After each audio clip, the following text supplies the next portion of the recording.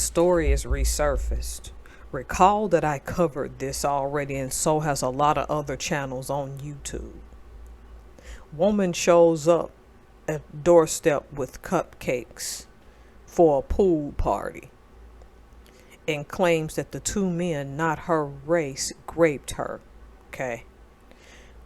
We since know that after making the claim, the grand jury threw the case out because one of the males, the one who owned the house, had taped evidence that what she said falls contrary to what was on that tape. We really don't know. This is all alleged. The tape is not out there, thank goodness, but it was given to the right people, so the grand jury throws it out. In the meantime, these men's lives were destroyed, but depending on who you ask, either one or both had wives and shouldn't have been with her to begin with. On the other hand, like, why are you going to someone's house late with sweets? It seemed like a consensual thing, but we never know. Of course, you know that since it's been thrown out, the guys are suing both the police department and her. Well, August 26th, she decided to clap back at the both of them with her own lawsuit for $1 million in damages, because she feels now it's time for people to know the truth, because she doesn't like being called a racist. Again, since I like to talk about life's lessons, this video, not this video so much, but where I'm gonna take this is going to be unexpected. Okay, we know of a tape.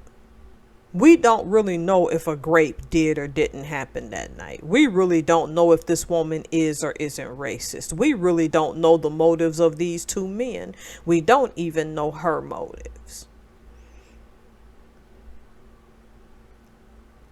I'm gonna take this again in a direction you don't see, but before I do, let me say this. Grand juries don't just throw cases out that fast for no reason. Oh, they just had insufficient evidence. It's a little more complicated than that.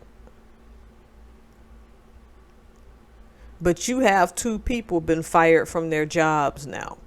I find it suspicious that you make a good living and live in a $600K house, but you have to have your mother help with your bond, which means you were living above your means and thought you were going to get by with living the high life. And then this person comes along and makes an allegation that we still don't know is true or false, because this story is getting so messy. I'm not saying she's lying. I'm not saying they're lying at this point, because it's gotten out of hand.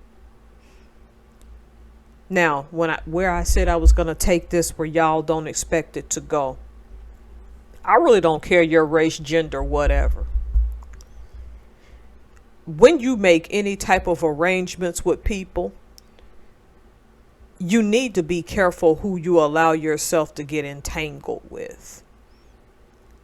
Because something that can come across as innocent at the time can blow up into something that ruins a lot of people's lives.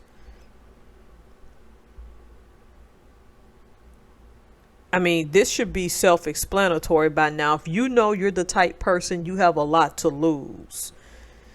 It's not selfish for you to protect yourself. I don't care at what angle and on all sides.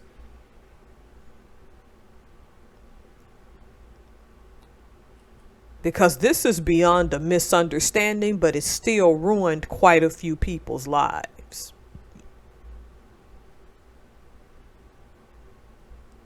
Be careful of your circle. Be careful who you allow around you. I don't tell people to keep caution out of being paranoid. I think you should keep caution because it's just a smart thing to do. You just never know when people gonna get out here and make up stuff now. So you got to practice some type of caution to protect yourself. Y'all keep it as safe as possible out there. And please let this story be a lesson that some people who look innocent can be really out to mess up your life.